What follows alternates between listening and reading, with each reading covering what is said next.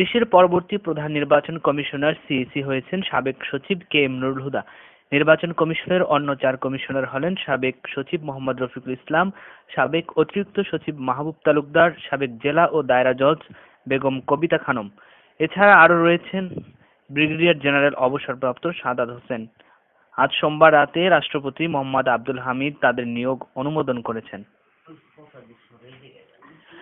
দেশের পরবর্তী প্রধান নির্বাচন কমিশনার কে.এম. নুরুল হুদা তাৎক্ষণিক এক প্রতিক্রিয়ায় বলেছেন, এটা অনেক বড় দায়িত্ব ও ভালো দায়িত্ব। রাজনৈতিক দল, নাগরিক সমাজ, গণমাধ্যম সবার সহযোগিতা চান তিনি। সোমবার রাত 11টার দিকে দৈনিক প্রথম আলোকে এই প্রতিক্রিয়া জানান তিনি। সাবেক এই সচিব বলেন, শপথ নেয়ার জন্য অন্য কমিশনারদের সঙ্গে পরামর্শ করে আনুষ্ঠানিকভাবে প্রতিক্রিয়া জানানো হবে। নুরুল হুদার সঙ্গে দায়িত্ব পালন করবেন আরও